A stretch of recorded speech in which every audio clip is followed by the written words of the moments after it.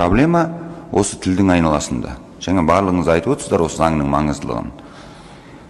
Келет, қарапайым айтайын, әлеуметтік желіден бәріңіз көріп жүрсіздер, бір тұтынушы бір жерге келетті, сен маған неге мемлекеттік тілде қызмет көрсетпейсің дейді, содан дау шығады, содан қоғам шулайды.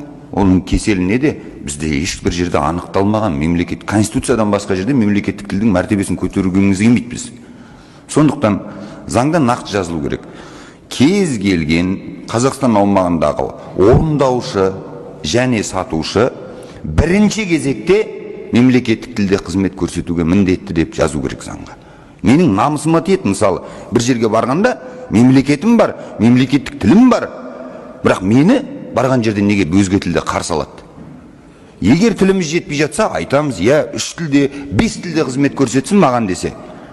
Бірақ Қадыр атамыз айтпақшы, өзге тілдің бәрін біл, өз тіліңді құрметте. Бірінші кезекте мына заңда мемлекеттік тілдің статусын анықтауымыз керек. Анықтадыңыздар ма? Қалай анықтадыңыздар? Бұл бірінші сұрағым. Екіншісі, жаңағы әріптесім Бақытжан Жұмабекұлының сұрағының жалғасы іспетті. Менің де басымнан жаңағы әуе компаниясынан зардап көргендердің біреуі менмін. Мынандай оқиға өткен, мысал ретінде айтайын. Бізде әуе компаниясы бар, мысалы, скат. 1 сағат кешігеді, 2 сағат кешігеді, 3 сағат кешігеді, қайта телефон соқсаң, ана жақта бір сөйлейтін бас отырады, мен ештеңе шешпеймін, мен білмеймін дейді. Енді басқарман қайда, кіммен сөйлесеміз десек, сіздер олармен сөйлесе алмайсыздар дейді. Бұл не сұмдық? Бірінші басшылардың жауапкершілігін күшейттіңіздер ме? Рахмет.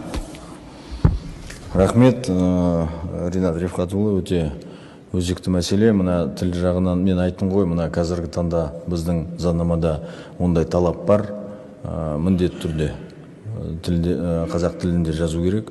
Ондай болмаса біз мына мәселені қазіргі таңда біздің құзыретімізде ондай функционал бар. Біз мына неге жауапкершілікке тартамыз, ол міндетті түрде. Біз мына заң жобасында бұл норма бар.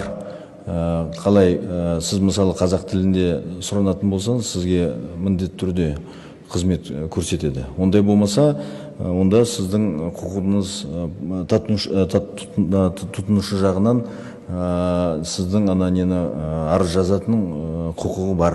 Ол жағынан біз мына мәселені тағы да қарайтын боламыз, екінші оқылымға дейін.